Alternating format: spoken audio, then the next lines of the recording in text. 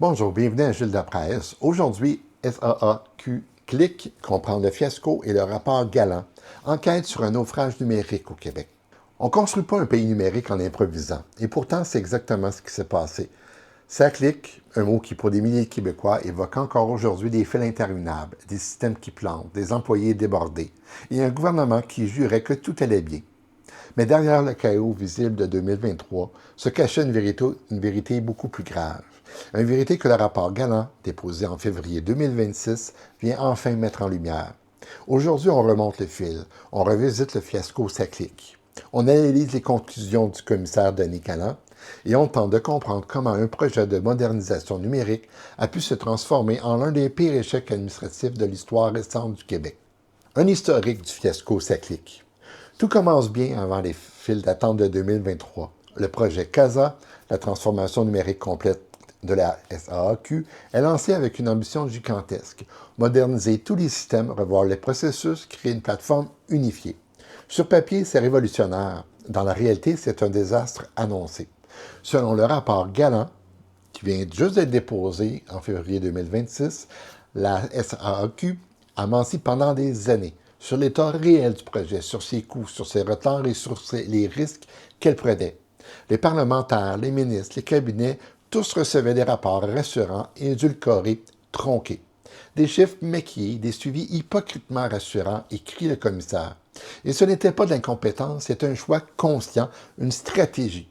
Le mensonge organisé. Le rapport Galant est clair. Les informations fallacieuses transmises par la SAQ n'étaient pas des erreurs de bonne foi. Elles visaient à cacher la vérité, sciemment, à masquer les dépassements de coûts, à éviter les questions, à maintenir l'illusion que tout allait bien. Le nom de Karl Malenfant, ex-vice-président TI, apparaît plus de 500 fois dans le rapport. On y dit qu'il y a un dirigeant qui contournait les règles, forçait les décisions et utilisait un méga-projet comme laboratoire d'innovation au détriment de la prudence le plus élémentaire. Le programme CASA était trop gros, trop ambitieux, trop rapide. Le plus grand projet du genre au Canada. Et pourtant, on a décidé de tester plusieurs concepts inédits en même temps. Un cocktail explosif. Le gouvernement était-il au courant? Le rapport Galant ne ménage personne. Oui, la SAQ a menti, mais le gouvernement Legault n'en sort pas indemne. Selon le commissaire, des ministres et des acteurs gouvernementaux ont reçu l'art juste dès 2023. Des documents ont circulé, des rencontres ont eu lieu, des informations ont été transmises jusqu'au bureau du premier ministre. Pourtant, publiquement, plusieurs responsables ont affirmé n'avoir rien su avant 2025. Le rapport Galant tranche. Les informations étaient bel et bien arrivées.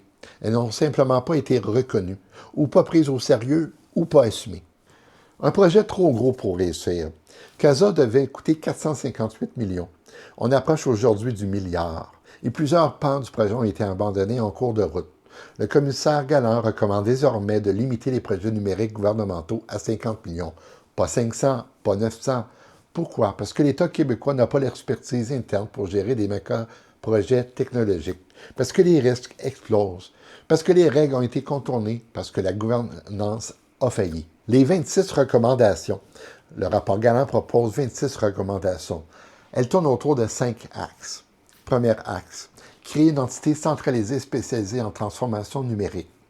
Limiter la taille des projets. Renforcer la reddition de comptes. Encadrer les contrats publics. Et finalement, éviter l'expérimentation simultanée dans les projets critiques. En clair, le Québec doit arrêter de jouer aux apprentis sorciers avec des projets numériques de cette ampleur. Alors, ce que ce fiasco révèle, cyclique, ce n'est pas un accident, c'est un symptôme.